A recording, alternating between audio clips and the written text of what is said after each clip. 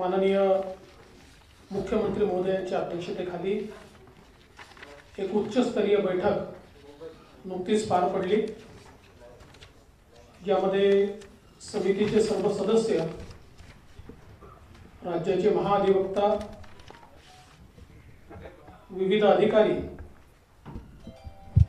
छत्रपती उदयनराजे भोसले हे उपस्थित होते। तसेच काही काळाकरता संभाजीराजे देखील फोनच्या माध्यमातून मुख्यमंत्र्यांशी संपर्कात होते। एकूणच जी काही परिस्थिती राज्यामध्ये मराठा आरक्षणाच्या संदर्भात उपस्थित झालेली आहे, त्याच्यावर देखील या ठिकाणी चर्चा करण्यात आली। जालन्याला जे उपोषण चाललेलं आहे त्यातील मागण्यांच्या संदर्भात देखील या ठिकाणी सखोल अशी चर्चा करण्यात आली। आपल्याला कल्पना आहे की जालन्यामध्ये जे काही उपोषण चाललेलं आहे त्या ठिकाणी नुकतीच अतिशय दुर्दैवी अशा प्रकारची घटना झाली आणि पोलिसांच्या वतीनं त्या ठिकाणी लाठीचार्ज आणि अश्रुधूर चा प्रयोग करण्यात आला। खरं म्हणजे हे अतिशय दुर्दैवी अशा प्रकारची घटना आहे आणि अशा प्रकारच्या बळाचा वापर करण्याचं समर्थन हे केलं जाऊ शकत नाही। यापूर्वी देखील 5 वर्ष मी गृहमंत्री होतो आणि जवळपास 2000 आंदोलनं वेगवेगळ्या प्रकारची आरक्षणाच्या संदर्भातली त्याही काळात झाली, परंतु कधीही आम्ही बळाचा उपयोग त्या ठिकाणी केलेला नाही आणि आताही बळाचा उपयोग करण्याचं कुठलं कारणच नव्हतं। त्यामुळे सर्वप्रथम ज्या निष्पाप नागरिकांवर या बळाच्या वापरामुळे ज्यांना इजा झालेली आहे, जे जखमी झालेले आहेत, त्यांच्या प्रती शासनाच्या वतीनं या ठिकाणी मी क्षमा याचना करतो, क्षमा मागतो आणि माननीय मुख्यमंत्र्यांनी या संपूर्ण प्रकरणाची उच्चस्तरीय चौकशी करण्याचा निर्णय घेतलेला, त्या संदर्भात ते सांगतीलच आणि दोषींवर कारवाई करण्याचा निर्णय देखील माननीय मुख्यमंत्र्यांनी या ठिकाणी निश्चितपणे घेतलेला आहे। केवळ या घटनेचं राजकारण होणं हे देखील योग्य नाही। काही पक्षांनी, काही नेत्यांनी तोही प्रयत्न केला, हे अत्यंत दुर्दैवी आहे आणि विशेषतः जाणीवपूर्वक लाठीचार्जचे आदेश मंत्रालयातून आले, ते वरून आले, अशा प्रकारचा नरेटिव्ह तयार करण्याचा प्रयत्न झाला। खरं म्हणजे या सगळ्या नेत्यांना माहिती आहे की लाठीचार्जचा आदेश देण्याचे अधिकार हे एसपी आणि डीवायएसपीच्या लेवलला असतात, त्याकरता कोणालाही विचारावं लागत नाही। मग माझा सवाल असेल की ज्यावेळी निष्पाप 113 गोवारी पोलिसांच्या हल्ल्यामध्ये मारले गेले त्यावेळी त्याचा आदेश कोणी दिला होता का? तो मंत्रालयातून आला होता का? किंवा मावळला ज्यावेळी शेतकरी हे त्या ठिकाणी गोळीबारामध्ये दुर्दैवाने मृत्युमुखी पडले त्यावेळी ते आदेश कोणी दिले होते का? किंवा त्यावेळी मग तेव्हाचे मुख्यमंत्री पृथ्वीराज चव्हाण म्हणाले तर तेव्हाच्या मुख्यमंत्र्यांनी ते आदेश दिले होते का? मग एवढे निष्पाप त्या ठिकाणी शेतकरी मृत्युमुखी पडल्यानंतर त्यांनी राजीनामा का दिला नाही? त्यामुळे मुळातच घटना चुकीचीच आहे परंतु त्याचं राजकारण करून अशा प्रकारे जणू काही सरकार हे करताय हे दाखवण्याचा जो प्रयत्न आहे, मला विश्वास आहे की लोकांनाही हे कळतं की याच्यामध्ये राजकारण करणं चाललेलं आहे. खरं म्हणजे एक गोष्ट या ठिकाणी लक्षात घेतली पाहिजे की आरक्षणाचा जो कायदा आहे, हा कायदा 2018 साली आपण तयार केला आणि त्यानंतर माननीय उच्च न्यायालयाने तो कायदा अपहेल्ड केला, तो मान्य केला. देशामध्ये आतापर्यंत आरक्षणाचे 2च कायदे मान्य झालेले आहेत, एक तमिळनाडूचा आणि दुसरा महाराष्ट्राचा. आणि त्यानंतर जोपर्यंत तेव्हाचं आमचं सरकार होतं, सर्वोच्च न्यायालयामध्येही ती केस वारंवार गेली, पण सर्वोच्च न्यायालयाने त्याच्यावर स्थगिती देण्यास नकार दिला. त्यानंतर सरकार बदललं आणि आपल्याला कल्पना आहे की 9/9/2020 रोजी त्याच्यावर स्थगिती आली आणि 5/5/2021 रोजी तो रद्दबादल करण्यात आला. आता परवा माननीय उद्धव ठाकरेजी हे जालन्याला गेले होते आणि त्यांचं भाषण मी ऐकलं आणि त्यांनी सांगितलं की याच्यावर लगेच वटहुकूम काढा. माझा त्यांना सवाल आहे, 5/5/2021 पासनं 1 वर्ष 1 महिना उद्धव ठाकरेजी तुम्ही मुख्यमंत्री होतात, मग जर याच्यावर वटहुकूम निघू शकत होता तर तो तुम्ही का काढला नाही? तुम्ही त्यावेळेस का चूप बसला? त्यामुळे निव्वळ राजकारण करायचं अशा प्रकारचा हा जो उद्योग आहे, आता अर्थात मी त्याच्यावर काही बोलणार नाही, कारण जे राजकारण करायला गेले त्यांना जनतेने तिथे उत्तरं दिली आणि मग त्यानंतरही आपल्याला कल्पना आहे की उद्धवजींना ज्यावेळेस ते जात होते त्यावेळेस राजेश टोपेंना काय काय सर्कस करावी लागली. मी त्याच्यावर काही बोलणार नाही, मला त्याच्यावर बोलायचं नाही. पण माझी अपेक्षा आहे, याचं कारण असं आहे की मागच्या सरकारच्या काळामध्ये केवळ आम्ही आरक्षणच दिलं असं नाही, तर ज्या ज्या सवलती ओबीसी समाजाला आहेत त्या सगळ्या सवलती या त्यावेळेच्या आमच्या सरकारने मराठा समाजाला दिल्या. मग त्याच्यामध्ये शैक्षणिक फीची प्रतिपूर्ती ओबीसी प्रमाणे 504 कोर्सेसमध्ये केली. अण्णासाहेब पाटील आर्थिक विकास महामंडळ जे बंद होतं, मृतव्रत होतं, ते आपण सुरू केलं आणि या ठिकाणी त्यांच्या चिरंजीवांना आपण अध्यक्ष केलं. आज या ठिकाणी आपल्याला मला सांगितलं पाहिजे की अण्णासाहेब पाटील आर्थिक विकास महामंडळाच्या माध्यमातून आत्तापर्यंत जवळपास 70,000 लाभार्थी आपण तयार केले आहेत. म्हणजे मराठा समाजातल्या 70,000 उद्योजक त्यात तयार झाले आहेत आणि 5,000 कोटी रुपयाचं कर्ज हे आपण त्या ठिकाणी त्यांना दिलेलं आहे, ज्याचा संपूर्ण व्याज हे राज्य सरकार या ठिकाणी भरतं. यासोबत सारथी सारखी एक अत्यंत महत्त्वाची संस्था ही आपण त्या काळामध्ये सुरू केली. या सारथीच्या माध्यमातून आपण सगळ्या मराठा समाजाच्या विद्यार्थ्यांच्या ओबीसी प्रमाणे सगळ्या खाजगी कॉलेजेसमध्ये 504 कोर्सेस करता त्यांच्या अर्ध्या फीची प्रतिपूर्ती ही आपण त्या ठिकाणी करतो. ही योजना आपण त्या ठिकाणी सुरू केली.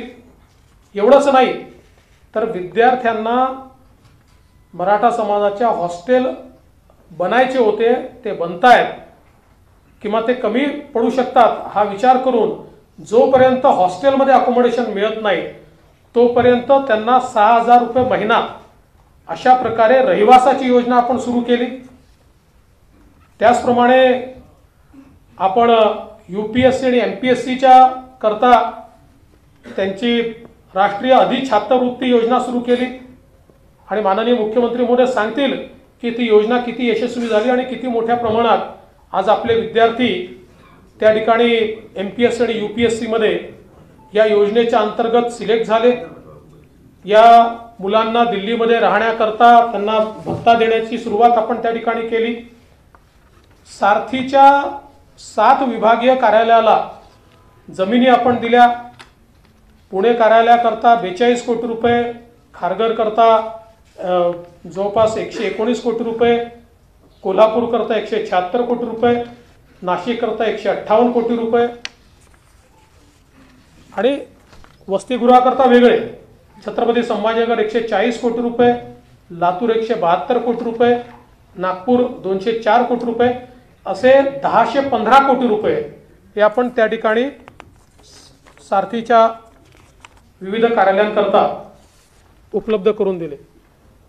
त्याचप्रमाणे कौशल्य विकास प्रशिक्षण कार्यक्रमाच्या माध्यमातून 28,000 विद्यार्थ्यांचं प्रशिक्षण त्या ठिकाणी आपण करतोय।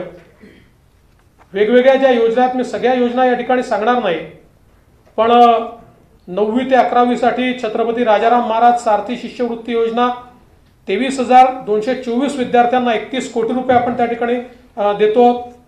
त्याचप्रमाणे परदेशी शिष्यवृत्ती योजना आपण सारथीच्या माध्यमातून महाराजा सयाजीराव गायकवाड योजना सुरू केली की ज्याच्यामध्ये आपल्या मराठा समाजाच्या मुलांना त्या ठिकाणी परदेशी शिष्यवृत्ती आपण देतो आणि अनेक गोष्टी या ठिकाणी आहेत। मी सगळ्या गोष्टी सांगून आपला वेळ घेत नाही।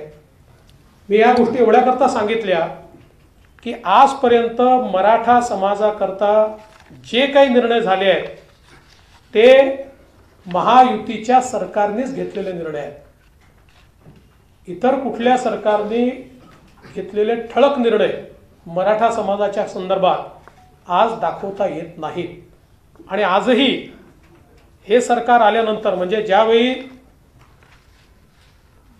सर्वोच्च न्यायालयामध्ये आपल्याला कल्पना आहे की पिटिशन सुरू होती, अनेक वेळा महाराष्ट्र सरकारच्या वकिलांनी मागच्या सरकारच्या कार्यकाळामध्ये आम्हाला माहिती दिली जात नाही, आमच्याजवळ इन्फॉर्मेशन नाही, आम्ही या संदर्भात कमेंट करू शकत नाही असं अनेक वेळा महाराष्ट्र शासनाच्या वकिलांनी सांगितलं।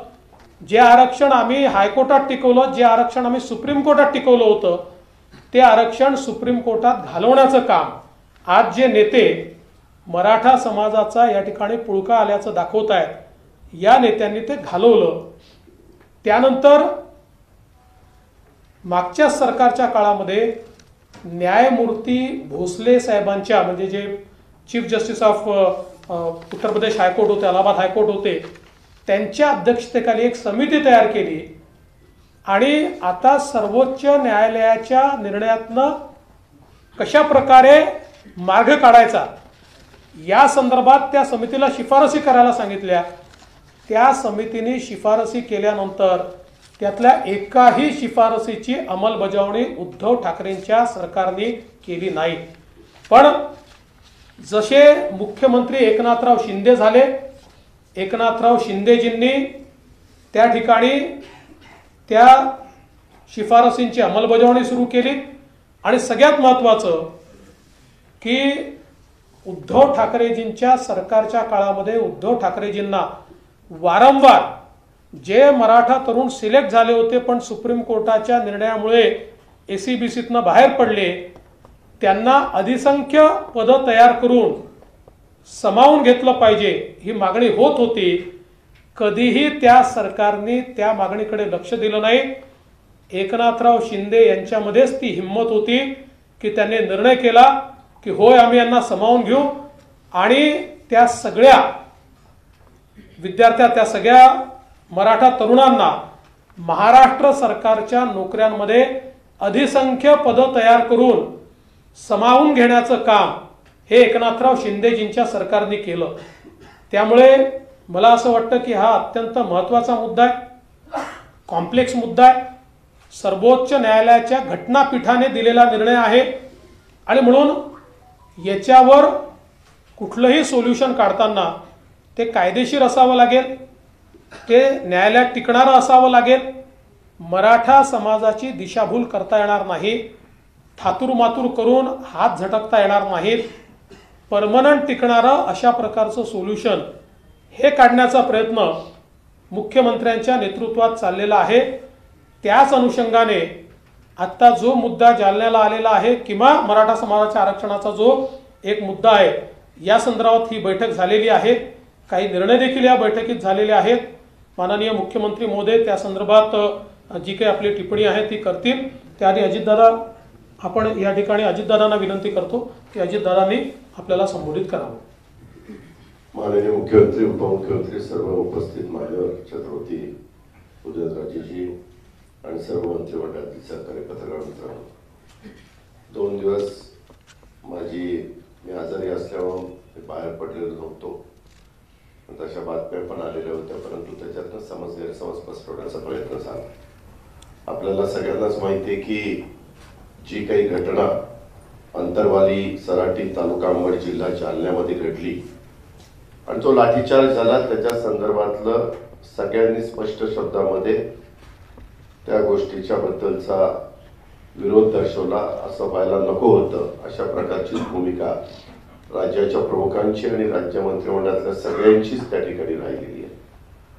परंतु आम्ही अनेक वर्ष राजकीय जीवनामध्ये काम करणारे कार्यकर्ते आहोत। मलाही माहिती आहे की अशा प्रकारचे प्रसंग ज्यावेळेस येतात त्यावेळेस सर्वांनी राज्याचं हित डोळ्यासमोर ठेवून भूमिका घ्यायला पाहिजे। परंतु दुर्दैवाने काही राजकीय पोळी त्याच्यातनं भासता येते का, स्वार्थ साधता येतो का, अशाही प्रकारचा प्रयत्न त्या ठिकाणी केला जातो। खरं तर आतापर्यंतच्या एकंदरीत राजकीय कारकीर्द जर आपण बघितली तर अनेकांना अनेक वेळेला वेगवेगळ्या पदांवर संधी मिळाली।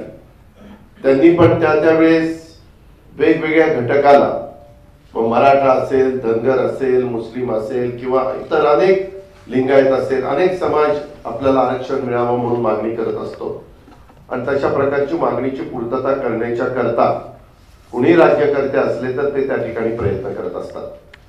परंतु उद्याच्याला तो प्रयत्न झाल्यानंतर कायद्याच्या चौकटीमध्ये देखील तो बसला पाहिजे। सुप्रीम कोर्टात, हायकोर्टात देखील तो मान्य झाला पाहिजे। वेगवेगळ्या प्रकारचे वेळोवेळी निर्णय सर्वोच्च न्यायालय देतं, वेगवेगळ्या राज्यांच्या संदर्भातलं देतं, त्याही वेळेस तिथं कुठं अडचण येता कामा नये अशा प्रकारचा सगळा प्रयत्न हा करावा लागतो आणि तशा पद्धतीनं करण्यात आला। मागे एक गोष्ट मान्यच करावी लागेल, देवेंद्र फडणवीस राज्याचे प्रमुख असताना हायकोर्टामध्ये त्यांनी घेतलेला मराठा आरक्षण हे टिकलं। सुप्रीम कोर्टामध्ये ते पुन्हा नाकारण्यात आलं। त्याच्यानंतरच्या काळामध्ये देखील वेळोवेळी एकनाथराव शिंदे साहेब देखील आपल्या परीनं प्रयत्न करतायत, इतर पण सहकारी प्रयत्न करतायत, परंतु त्याला अजूनपर्यंत एक उत्तर जे मिळायला पाहिजे तसं उत्तर मिळालेलं नाहीये। शेवटी सुप्रीम कोर्टाने कोणत्या कारणाकरता ते नाकारलंय त्याचा बारकाईनं अभ्यास करून देखील कमिटी नेमण्याचा निर्णय त्या ठिकाणी घेण्यात आला। अशा या सगळ्या बाबी आहेत आणि ह्या सगळ्या बाबी असताना अनेकांना अनेक प्रकारे आपली आपली भूमिका मांडायची। खरं तर आज देखील ज्या एकनाथराव शिंदे यांच्या अध्यक्षतेखाली जी कमिटी झाली आहे त्या कमिटीमध्ये ह्या सगळ्या गोष्टीचा ओहापोह झाला। ॲडव्होकेट जनरलला बोलवण्यात आलेलं होतं, इतर सर्व सहकाऱ्यांचे देखील काय मत आहेत, काय विचार आहेत ते पण घेण्याचा प्रयत्न केला आणि मी आज विशेषतः तमाम महाराष्ट्रातल्या मराठा समाजाला आव्हान करतो की सध्या जे काही वेगवेगळ्या ठिकाणी बंद चाललेला आहे, एसटीची जाळपोळ चाललेली आहे, हे एक प्रकारचं आपल्याच राज्याचंच नुकसान आहे ना। 10 कोटी रुपयाच्या एसटी जाळल्या तरी नुकसान शेवटी राज्याचंच होतं। पाठीमागच्या काळामध्ये वेगवेगळ्या प्रकारची आंदोलनं मराठा आरक्षण मिळालं पाहिजे म्हणून झाली, ती इतकी अभूतपूर्व होती की सगळ्यांनी कौतुक केलं, देश पातळीवर त्याचं कौतुक झालं की किती शांततेच्या मार्गाने हा समाज आंदोलन करू शकतो, कुठेही हू की चू झालं नाही। परंतु आता मात्र त्याला गालबोट लावण्याचा प्रयत्न झाला। तो जो कोणी एकंदरीतच वेगवेगळ्या मागण्या आहेत त्या मागण्याच्या बद्दल माझ्यानंतर स्वतः राज्याचे प्रमुख जास्त अधिकारवाणीने सांगतील, परंतु मला सर्वांना आवाहन करत असताना सांगायचंय, अतिशय सकारात्मक अशा प्रकारची चर्चा आताच्या बैठकीमध्ये झाली। श्रीमंत उदयनराजे भोसले साहेब पण तिथे गेलेले होते। राज्य सरकारच्या वतीने मुख्यमंत्र्यांनी स्वतः त्या बाबतीमध्ये गिरीश महाजन साहेबांना देखील पाठवलेलं होतं। ते पण तिथे जाऊन मनोज जरांगे पाटील जे आंदोलनकर्ते आहेत त्यांच्याशी त्यांनी चर्चा केली। त्यांच्या बरोबर काय चर्चा झाली काय नाही तेही त्यांनी सांगितलं। आणि आता पुन्हा मुख्यमंत्र्यांनी गिरीश महाजन साहेबांना तिथे जायला सांगितलेलं आहे, चर्चा करायला सांगितलेली आहे। चर्चेतनं नेहमीच चांगला कुठला ना कुठला मार्ग काढता येतो। माझी तमाम समाजाला, मराठा समाजाला, मग सकल समाज असेल, सगळेच याच्यामध्ये काम करणारे सहकारी असतील, त्यांना आव्हान करायचंय, काहींना जाणीवपूर्वक बदनाम करण्याचा प्रयत्न किंवा काही जण खुशाल सांगतात वर्ण आदेश आले। मी आपल्याला सगळ्यांना सांगतो की वर्ण जर आदेश आलेला सिद्ध करून दाखवलं तर आम्ही म्हणेल ते ऐकू, परंतु कारण नसताना उगीच शंका निर्माण करायच्या, गैरसमज निर्माण करायचे, समाजामध्ये अस्वस्थता निर्माण करायची आणि त्याच्यातनं काही आपल्याला साध्य करता येतं का, अशा प्रकारचा जो केविलवाणा प्रयत्न चाललेला आहे तो आपल्या महाराष्ट्राला परवडणारा नाही। आपला महाराष्ट्र सुसंस्कृत महाराष्ट्र आहे ह्याची ओळख सगळ्यांनी डोळ्यासमोर त्या ठिकाणी ठेवली पाहिजे। आणि आता ह्या सगळ्या गोष्टी होत असताना इथून पुढच्या काळामध्ये आंदोलनं ही थांबवली पाहिजेत। शांततेच्या मार्गाने आंदोलन करण्याचा अधिकार तो प्रत्येकालाच आहे, तो कुणी काढून घेतलेला नाही, परंतु ज्याच्यातनं इतरांना त्रास होईल, इतरांना अडचणी होतील। आता आज काहीतरी तलाठ्याच्या संदर्भातल्या परीक्षा होत्या, बऱ्याचशा ठिकाणी बसेस बंद असल्यामुळे मुलींना तिकडे जाता आलं नाही। इनडायरेक्ट समाजातल्याच काही लोकांचं त्याच्यातनं नुकसान होतं। अशा पद्धतीनं नुकसान कुणीच कुणाचं करू नये अशाही प्रकारचं आव्हान मी ह्या पत्रकार परिषदेच्या निमित्तानं करतो। आणि स्वतः एकनाथराव शिंदे साहेब तिथं राज्याचे प्रमुख म्हणून बसलेले आहेत, मी त्याच्यामध्ये उपमुख्यमंत्री आहेत, देवेंद्रजी आहेत, बाकीचे मंत्रिमंडळातले सगळे सहकारी आहेत। शेवटी राज्याला पुढे देत असताना सर्व जाती धर्माच्या लोकांना न्याय मिळाला पाहिजे, प्रत्येकाची रास्त मागणी ही पूर्ण आपल्याला करता आली पाहिजे आणि त्याच्यातून एक चांगलं वातावरण आपल्या राज्यामध्ये निर्माण करून शांतता प्रस्थापित करण्याचं देखील काम करायचं असतं, कायदा सुव्यवस्था चांगली ठेवण्याचं काम करायचं असतं। कारण लवकरच आता दहीहंडी येणार, त्याच्यानंतर गणेशोत्सव येणार आहे, त्याच्यानंतर नवरात्र येणार आहे, त्याच्यानंतर ईद पण येणार आहे आणि दसरा दिवाळी पण येणार आहे। आपल्या सगळ्यांच्या दृष्टीने हे सगळे आनंदाचे सण आहेत, उत्सव आहेत आणि त्याच्यात उभा महाराष्ट्र त्यामध्ये स्वतः भाग घेत असतो ह्याची पण जाणीव सगळ्यांनीच ठेवली पाहिजे। आणि मी पुन्हा एकदा मनोज जरांगे पाटील आणि सर्वच सहकार्यांना आव्हान करीन की आपले जी काही अपेक्षा, आपली जी काही मागणी आहे त्या संदर्भामध्ये एकनाथराव शिंदे साहेबांच्या नेतृत्वाखालचं महाराष्ट्राचं सरकार सकारात्मक आहे, आपण त्यामध्ये सहकार्य करावं, आपण त्याच्यामध्ये प्रतिसाद द्यावा, अशाच प्रकारचं आव्हान करतो आणि थांबतो। धन्यवाद।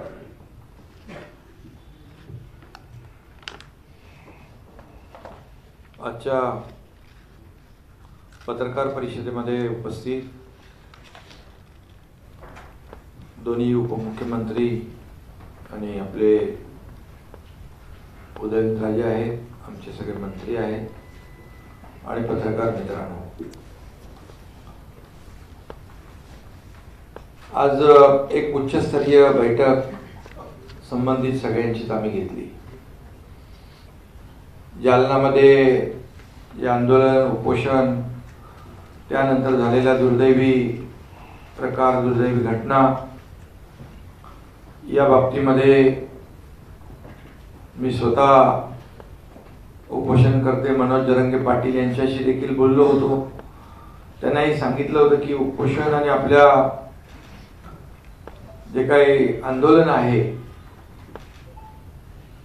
त्या आंदोलनावर आपलं सरकार काम करतंय, तुमची जी मागणी आहे त्याच्यावर गांभीर्याने आपण काम करतोय।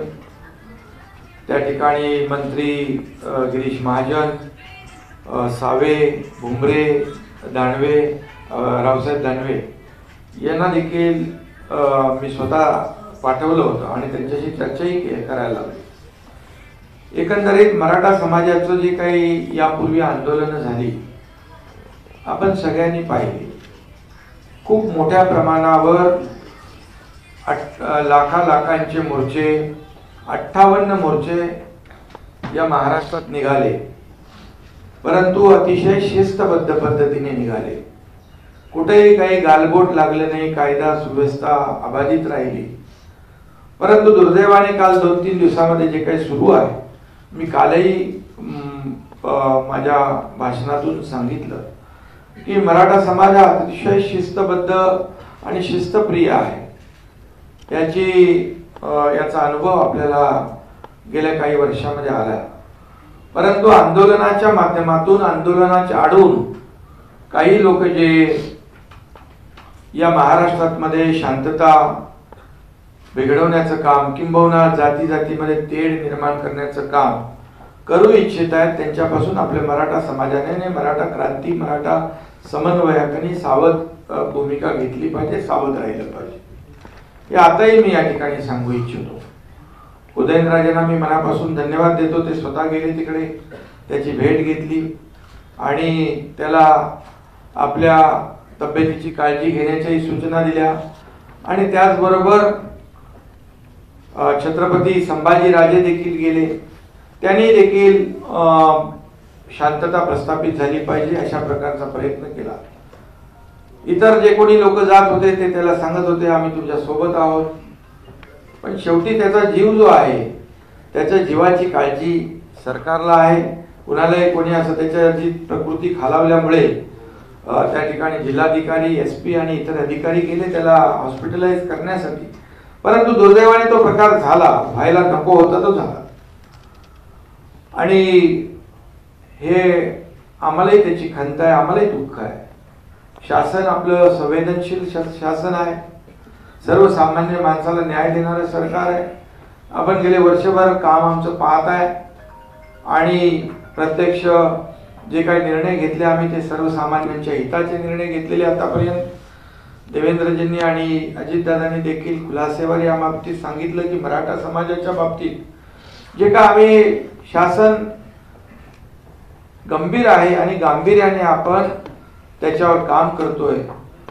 जर सरकार गंभीर नसतं तर जेव्हा देवेंद्र फडणवीस साहेब मुख्यमंत्री होते त्यावेळेस मी त्या समितीमध्ये होतो, चंद्रकांत दादा होते, अनेक लोक होते आणि दिवस रात्र त्याच्यावर काम केल्यानंतर आपण मराठा समाजाला आरक्षण देण्याचा निर्णय घेतला, कायदा केला.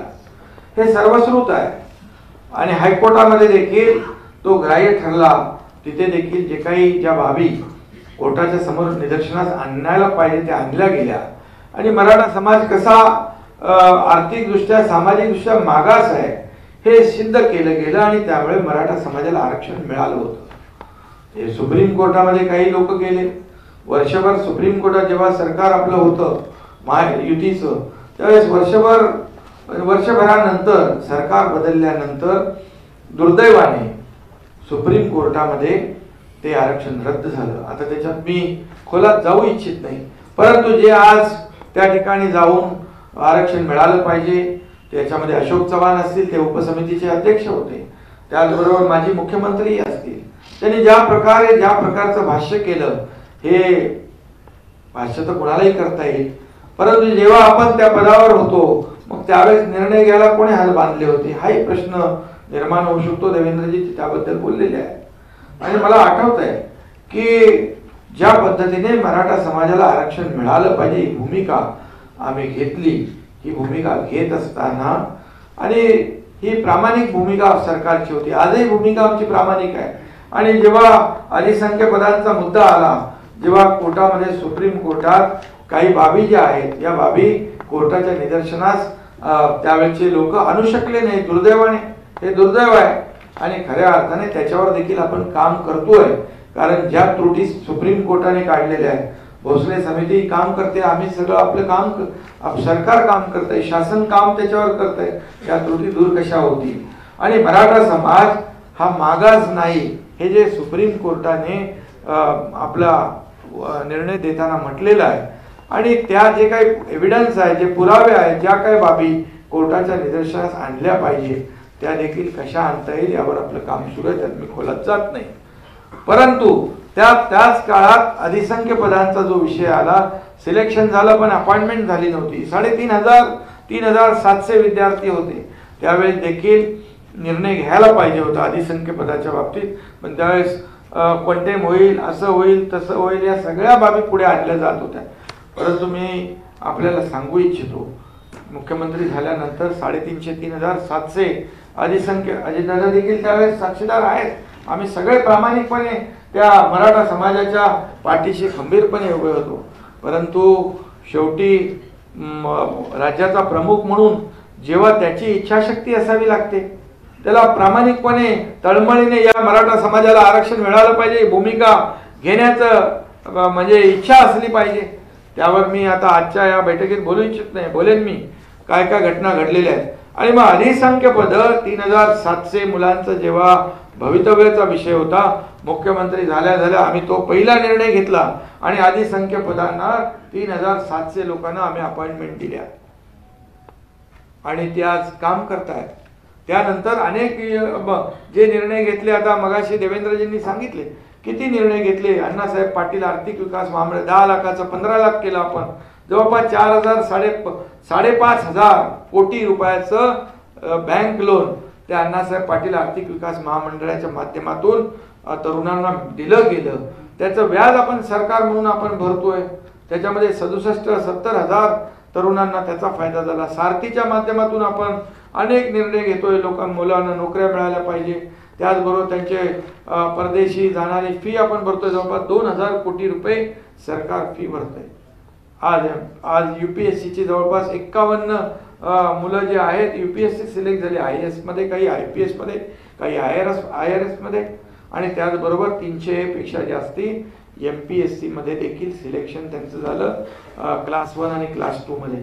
हे सरकारचं काम आहे आणि सरकार याच्यावर प्रामाणिकपणे काम करतंय. मी आपल्याला एवढंच सांगतो की आता देखील मराठा समाजाला आरक्षण मिळालं पाहिजे, ते कायद्याने टिकलं पाहिजे, ते फुलप्रूफ असलं पाहिजे. आम्हाला कोणाची फसवणूक करायची नाही आणि म्हणूनच त्याच्यावर अतिशय गांभीर्याने सगळ्या बाबी मी इथे आपल्यासमोर स्पष्ट करू इच्छित नाही. परंतु कालही मी म्हणालो, मराठा समाजाला आरक्षण देण्याची भूमिका जेव्हा युती सरकार मुख्यमंत्री देवेंद्रजी होते तेव्हाही आम्ही करून दाखवलं आणि आताही मी या ठिकाणी सांगतो, मराठा समाजाचं जे आरक्षण आहे हे आरक्षण मिळालं पाहिजे. यासाठी जे काही करा, आम्ही टास्क फोर्स केलाय, आपले हरीश साळवे साहेब आहेत, त्याच्या सगळ्या वकिलांची मी नावं घेत नाही, तज्ज्ञ लोक आहे, टास्क फोर्सच्या माध्यमातून त्याच्यावर काम सुरू आहे. आणि जे काही आयोग आहे, आयोगाला देखील सूचना केलेल्या आहेत की ज्या त्रुटी सुप्रीम कोर्टाने याच्यामध्ये काढलेल्या आहेत, या त्रुटी दूर करण्यासाठी जे काही एम्पिरिकल डेटा असेल, आणखी जे काय ते करण्याचं काम आपलं सरकार करतंय आणि त्याच्यामध्ये कुठेही सरकार मागे पडणार नाही, कुठेही मागे राहणार नाही. त्यासाठी जे काही करावं लागेल मराठा समाजाला आरक्षण देण्यासाठी ही भूमिका स्पष्टपणे आमच्या सरकारची आहे. त्याच्यामध्ये कुठेही किंतु परंतु नाही. फक्त थोडा जो काही संयम राखण्याची आवश्यकता आहे मराठा समाजाने. शेवटी मराठा समाज हा काही प्रमाणामध्ये पुढारलेला आहे, परंतु मेजॉरिटी प्रमाण जे आहे आर्थिक आणि सामाजिक दृष्ट्याने मागासलेलं आहे आणि म्हणून ते अगोदर आपल्याला काही लोक म्हणतायत इथून याच्यातून द्या त्याच्यातून द्या, परंतु पहिलं तर मराठा समाज मागास आहे हे तर आपल्याला सिद्ध करावं लागेल. जे सुप्रीम कोर्टाने त्यांच्या निर्णयामध्ये त्याची नोंद घेतलेली आहे, तशी निरीक्षणं नोंदवलेली आहेत, त्या त्रुटी काढलेल्या आहेत, त्याच्यावर आम्ही काम करतोय. आणि आपल्याला मी मराठा समाजाला पूर्णपणे आपल्या मीडियाच्या माध्यमातून विनंती आणि माझं आवाहन आहे की सरकार पूर्णपणे प्रामाणिकपणे गांभीर्याने मराठा समाजाला आरक्षण देण्याच्या बाजूचं आहे. यावर पूर्ण विश्वास ठेवा. आरक्षण टिकलं पाहिजे. हे सगळ्या गोष्टी ज्या आहेत फुलप्रूफ आपल्याला फ्रुटफुल केल्या पाहिजे. त्याचा फायदा लाभ जो आहे हा मराठा समाजाला घेता आला पाहिजे. तोपर्यंत ओबीसी समाजातल्या विद्यार्थ्यांना जे काही फायदे मिळतात ते देखील देण्याचं काम आपलं सरकार करते. त्याच्या डिटेलमध्ये मी जात नाही. मग हॉस्टेलची फी असेल, परदेशी जाण्याचा जो खर्च असेल, अण्णासाहेब पाटील आर्थिक विकास महामंडळाचं, सारथीचं जे माध्यम आहे या माध्यमातून सरकार पूर्णपणे त्याला जे काही आर्थिक तरतूद आवश्यक आहे तिथे कुठेही हात आखडता घेणार नाही, हे देखील मी मुख्यमंत्री म्हणून या ठिकाणी सांगू इच्छितो. त्यामुळे फक्त एवढंच आहे की जे लोक याच्यामध्ये मराठा समाजाचा आंदोलनाचा फायदा घेऊन काही राजकीय पोळी भाजू इच्छित आहेत त्यांच्यापासून मराठा समाजाने सावध राहिलं पाहिजे. आज काही सगळे लोक जात होते, आम्ही पाठिंबा आहे असं म्हणत होते, परंतु त्याच्यातले काही लोक जे उदयनराजे आहेत, आपले संभाजीराजे आहेत, यांनी त्याला त्याच्या तब्येतीच्या बाबतीमध्ये, त्याची जी काय प्रकृती आहे त्याच्या बाबतीमध्ये, बाकी लोक कोणीही त्याला म्हणत नव्हते की बाबा तुझी प्रकृती, तू हॉस्पिटलाइज हो किंवा काय हो. आपल्या ठिकाणी जायचं आणि सरकारला बदनाम करण्याचा एक कलमी कार्यक्रम त्या ठिकाणी आपण पाहिला. आणि काही लोकांना, तिथल्या लोकांनी देखील त्यांच्या प्रतिक्रिया, उग्र प्रतिक्रिया देखील त्या ठिकाणी आपल्याला पाहायला मिळाल्या. म्हणून आम्हाला याच्यामध्ये कुठलंही राजकारण करायचं नाही आणि राजकीय भाषाही मला आज करायचं नाही. फक्त एवढंच आहे की मराठा समाज हा शांतताप्रिय आणि शिस्तप्रिय आहे. 58 मोर्चे, मगाशी मी म्हटलं 58 मोर्चे निघाले, लाखांचे मोठे मोठे मोर्चे निघाले, परंतु कुठेही गालबोट लागलं नाही. आज जे काही होतंय, जी तिथे मी तर एवढं म्हणेन की दगडफेक करणारा देखील मराठा समाजाचा कार्यकर्ता नसावा. कारण आपण आतापर्यंत सगळं शिस्तप्रिय आणि शिस्तीने सगळं हे केलेलं आहे. आज ज्या काही घटना होत आहेत याच्या मागून कोणीतरी मराठा समाजाला कुठे आड त्याच्या राहून आंदोलनाचा त्याचा आसरा घेऊन या राज्यामध्ये शांतता भंग करण्याचं काम जे कोणी करतायत त्यापासून कायदा सुव्यवस्था राखण्याचं काम तर आपण करूच, परंतु मराठा समाजाने देखील, मराठा क्रांतीचे कार्यकर्ते आहेत त्यांनी देखील याची नोंद घेतली पाहिजे आणि सावध राहिलं पाहिजे. एवढंच माझं आज सांगणं आहे. आणि त्याचबरोबर जी घटना घडली त्या बाबतीमध्ये आज जे तिथले SP आहेत, पोलीस अधीक्षक दोषी, त्यांना आम्ही जिल्ह्याच्या बाहेर त्यांना पाठवण्याचा निर्णय घेतला. त्याची अंमलबजावणी झाली.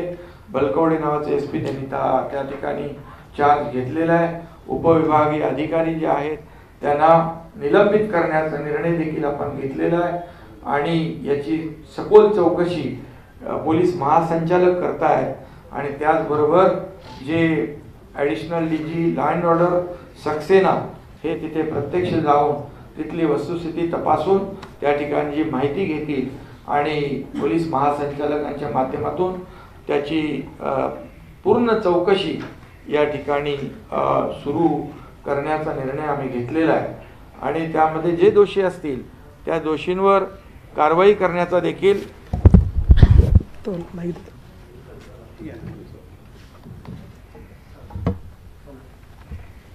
दोषींवर पूर्णपणे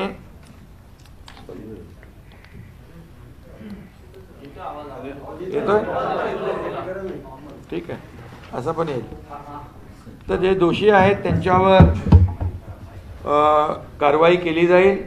आता उपविभागीय अधिकारी जे आहेत त्यांना निलंबित करण्याचा निर्णय घेतलाय. आणि यानंतर चौकशीमध्ये जे काही समोर येईल त्या चौकशीच्या अहवालाप्रमाणे शासन पूर्णपणे कारवाई करेल. मराठा समाजातल्या कार्यकर्त्यांना कुठलाही त्रास होणार नाही याची देखील शासन काळजी घेईल. आणि मला वाटतं यापेक्षा जे कुणबी समाजाचं जे दाखल्याचा जो विषय आहे या बाबतीत देखील आता बैठकीमध्ये चर्चा झाली. महसूल विभागाचे सचिव, अतिरिक्त मुख्य सचिव त्याच्यावर काम करतात. आणि ज्या जुन्या नोंदी, त्यांचं मनोज जरंगे पाटील यांची मागणी होती की जुन्या ज्या नोंदी आहेत कुणबी मराठा कुणबी अशा प्रकारच्या त्यांना दाखले मिळायला अडचण होती आहे. आणि त्यासाठी जी समिती आम्ही गठीत केलेली आहे त्या समितीने देखील 1 महिन्यामध्ये त्यांचा पूर्ण अहवाल या ठिकाणी शासनाला देण्याचा त्या सूचना त्यांना दिलेल्या आहेत. त्यामुळे ती देखील जी कुणबी समाजाचे जे दाखले, कुणबी दाखले देण्याचा जी काही मागणी त्यांची आहे त्यावर देखील आम्ही युद्ध पातळीवर काम करतोय. आज हे आपले गिरीश महाजन देखील त्या ठिकाणी जातील, आमचे मंत्री जातील, त्यांच्याशी चर्चा करतील. शेवटी चर्चेतून हा प्रश्न सुटणार आहे, संवादाने हा प्रश्न सुटणार आहे. त्यामुळे जी मागणी त्यांची आहे त्यावर सरकार पूर्ण गांभीर्याने काम करत आहे. आणि मनोज जरांगे पाटील यांना देखील माझं आव्हान आहे की त्यांच्याबरोबर देखील यापूर्वी देखील काही विषयांवर बैठका झाल्या आणि सरकारने पूर्णपणे सकारात्मकता दाखवलेली आहे. त्यामुळे माझं त्यांनाही आव्हान आहे की मराठा समाजाला पूर्ण आरक्षण देणं हा मोठा जो मुद्दा आहे त्याच्यावर सरकार पूर्णपणे गांभीर्याने काम करत आहे. आणि हा जो कुणबी दाखल्याचा जो विषय आहे त्याच्यावर देखील सरकारने तत्काळ समिती गठीत केलेली आहे. हे जुने रेकॉर्ड्स आहेत, रेकॉर्ड तपासायला थोडा वेळ लागतो आणि त्या जुन्या नोंदी आहेत. काही प्रमाणामध्ये आमच्याकडे तशा जुन्या नोंदी आणि त्या प्रकारचे काही विभागीय आयुक्त तिथल्या जिल्हाधिकाऱ्यांनी माहिती दिलेली आहे. आणि म्हणून महिन्याभराच्या आतमध्ये पूर्ण माहिती या ठिकाणी आल्यानंतर त्याच्यावर देखील कायदेशीर कारवाई करून जी मागणी त्यांची आहे त्याच्यातून देखील मार्ग निघेल असा विश्वास या ठिकाणी मी व्यक्त करतो. आणि त्याचबरोबर चुकीच्या पद्धतीने ज्या काही केसेस दाखल केल्या असतील त्या केसेस देखील शासन मागे घेईल. शिंदे साहेब, मुळात जो आरोप केला गेलेला आहे तुमच्यावर आणि गृहमंत्र्यांवर, हे नेमके आदेश कोणी दिले? कारण की ठाकरे गटाचे नेते तुमच्यावर आरोप करतायत, राष्ट्रवादी शरद पवार गटाचे नेते गृहमंत्र्यांवर आरोप करतात. हा मुद्दा म्हणून याच्यामधून पहिलं तर त्यांनी एकमत करावं, कुणावर आरोप करायचा, कुणाचा आदेश केलाय. त्यांच्यात एकमत नाही ना. माझ्यावर काही लोक आरोप करतात, गृहमंत्र्यांवर काही लोक आरोप करतात. त्यांनी पहिले एकमत करून आरोप करावा. तुम्हाला एवढंच सांगतो मी, यामध्ये कुठल्याही प्रकारचा आदेश, अरे मराठा आंदोलन करताना लाठीमार करा अशा प्रकारचा आदेश आम्ही देऊ शकतो का? हे चुकीच्या पद्धतीने आरोप करणं, सरकारला बदनाम करण्याचं काम सरकार स्थापन झाल्यापासून सुरू आहे. त्यात नवीन काही नाहीये. परंतु तेही राज्यकर्ते होते, त्यांना माहीत आहे ह्या अशा प्रकारचे आदेश दिले जाऊ शकतात का, दिले जातात का. त्यामुळे आरोप हे करणं ह्याच्यामध्ये राजकारण मला आत्ता आणायचं नाहीये. मला एकच आहे, मुख्यमंत्री म्हणून आम्ही या मराठा समाजाच्या पाठीशी आहोत. आम्ही काय, आमचं सगळं सरकार, नाहीतर पूर्वी आम्ही आरक्षण दिलं होतं ना, देवेंद्रजी मुख्यमंत्री होते त्यावेळेस. मग 2.5 वर्ष तुम्ही जे रद्द झालं याला कारणीभूत कोण आहे? सुप्रीम कोर्टामध्ये त्याच्यात पण डिटेलमध्ये आमच्याकडे सगळी माहिती आहे. काय कोणी हलगर्जीपणा केला, कुणाचा नाकारतेपणा आहे. या मराठा समाजाचं आरक्षण जे रद्द झालं यामध्ये कोण जबाबदार आहे? आम्ही दिल्यानंतर वर्षभर सुप्रीम कोर्टामध्ये देखील ते आरक्षण होतं. त्यामुळे आज मी त्यावर बोलू इच्छित नाही. एवढंच सांगतो, याच्यामध्ये विरोधकांनी देखील याच्यात राजकारण आणू नये. हा मराठा समाज जो आहे हा शांतताप्रिय आहे, शिस्तप्रिय आहे आणि याच्या मागून महाराष्ट्र अशांत करण्याचं काम प्रयत्न कुणी करू नये.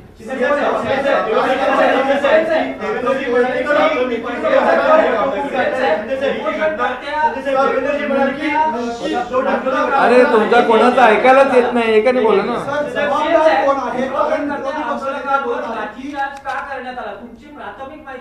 अरे बाबा, म्हणून तर त्याची चौकशी लावली, उच्चस्तरीय चौकशी लावली. त्या SP ला जिल्ह्याच्या बाहेर घालवला, उपविभागीय अधिकाऱ्याचं निलंबन केलंय. आता चौकशी अंती जे बाहेर येईल त्याच्यावर कारवाई केलेली आहे. आता नेमकी माहिती काय? चौकशी तर लावलेली आहे पण लाठीचार्ज झाला हे सत्य आहे. तर पण तो लाठीचार्ज का झाला? अरे ते बाहेर येऊ द्या ना चौकशी. अरे चौकशी केल्याशिवाय बाहेर येणार. पोलीस महासंचालकाला चौकशी करायला सांगितलं. हुकूम काढला नाही त्यावेळी, पण तेव्हाची जी समिती होती त्याच्यामध्ये आपण स्वतः आणि अजितदादा दोघंही होता. तेव्हा कुठे गाडी घडली होती? हा होतो ना, आम्ही दोघं होतो, आम्ही सदस्य होतो. आम्ही अध्यक्ष आणि मुख्यमंत्री नव्हतो.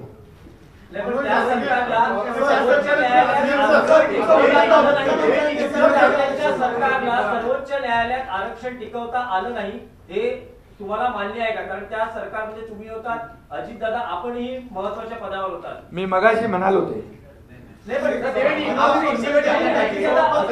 जे आरक्षण देवेंद्र फडणवीसांच्या काळात दिलं होतं ते हायकोर्टात टिकलं होतं. त्याच्यासाठी काळजी घेतली होती आणि ते दुर्दैवाने सुप्रीम कोर्ट, बघा सुप्रीम कोर्टावर त्याचाही मला आदर राखायचा आहे हा. आणि त्यावेळी अशोक चव्हाण उपसमितीचे अध्यक्ष होते, हे लक्षात घ्या. हे किती वेळा गेले तिकडे, काल तिथे बोलत होते मोठं म्हणजे गळा काढून, गळा तर मराठा समाजाचा घोटणार ते, आणि गळा काढायला गेले होते तिकडे. मग आता आम्हालाही बोलता येते. अजितदादा, तुम्हालाही तो प्रश्न आहे की उद्धव ठाकरे सरकारला सर्वोच्च न्यायालयात आरक्षण का टिकवता आलं नाही आणि वर्षभर त्यावर कोणतीही म्हणजे समिती उपसमिती नेमली पण त्यावर कार्यवाही ठोस का नाही झाली? का आपण पत्रकार आहात, कुठली कमिटी केल्यानंतर समिती आपली आपली भूमिका तिथं मांडायचं काम करतो, सदस्य तिथं भूमिका मांडायचं काम करतो. शेवटी त्याच्यामध्ये जो प्रमुख व्यक्ती असते त्या प्रमुख व्यक्तीचाच निर्णय अंतिम असतो. आजही मी काही सांगितलं, देवेंद्रजींनी काही सांगितलं, तर शेवटी अंतिम निर्णय एकनाथराव शिंदे साहेब त्या ठिकाणी घेतात, कारण ते आज राज्याचे प्रमुख आहेत. त्यावेळेस हे टिकण्याच्या करता आम्ही आमच्या परीनं सूचना त्या ठिकाणी केल्या. शेवटी प्रमुखांनी फायनल निर्णय घ्यायचा असतो. ज्यावेळेस टिकतं त्यावेळेस प्रमुख ते क्रेडिट घेतो, त्यावेळेस टिकत नाही त्यावेळेस जो प्रमुख असेल त्यांनीच अपयश पण मान्य केलं पाहिजे. ह्याच्यात दुसऱ्याची जबाबदारी त्यांनीच घेतली पाहिजे.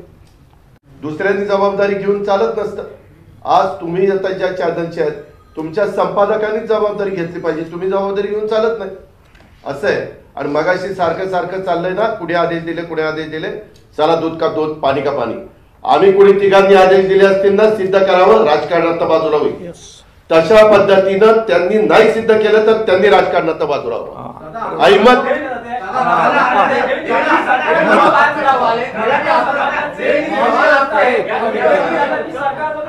ज्या पद्धतीनं हा सगळा गोंधळ झाला आणि थेट शरद पवार लोकेशनला पोहोचले, लगेच रोहित पवार रात्री 2:30 वाजता तिथं पोहोचले, हा सगळ्या तर गोष्टी बघितल्या तर कुठेतरी मराठा विरुद्ध ओबीसी हे गोंधळ निर्माण करण्याच्या सध्या दिसते हालचाली सगळे. ते तुम्ही शोधायचं. हे बघा, बरोबर वेळेवर पोचतात, सगळ्या गोष्टी करतात.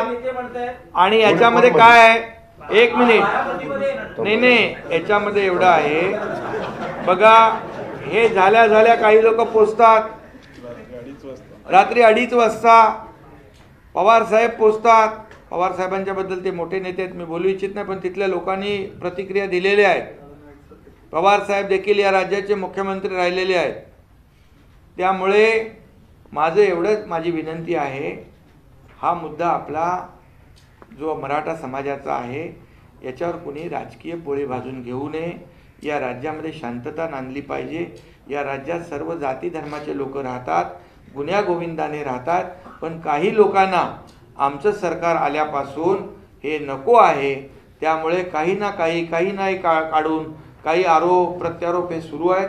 पण माझी सगळ्यांना विनंती आहे की हा मराठा समाजाला न्याय आपल्याला दिला पाहिजे आणि त्यासाठी सगळ्यांचं सहकार्य अपेक्षित आहे.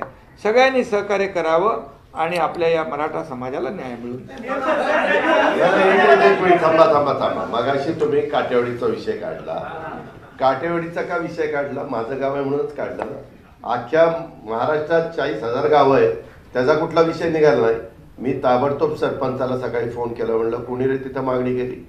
तो म्हणला दादा आम्ही कुणीही तिथं नव्हतो, एक व्यक्ती त्यांनी त्या बाबतीमध्ये तशा प्रकारची मागणी केली. आता एवढ्या मोठ्या राज्यामध्ये 14 कोटीमध्ये एकाने मागणी केली आणि त्याला मीडियानी उचलून धरलं तर त्याला एवढा काही अधिकार नाहीये. त्याच्यावर त्या मागणीमध्ये काही तथ्य नाहीये. असं कुणी पण उठेल आणि कसल्याही मागण्या करायला लागेल, त्याला काहीतरी एक हे पाहिजे ना, अधिकार पाहिजे ना. तो गावचा सरपंच असता, उपसरपंच असता, कोणतरी प्रमुख असता तर गोष्ट त्याच्याला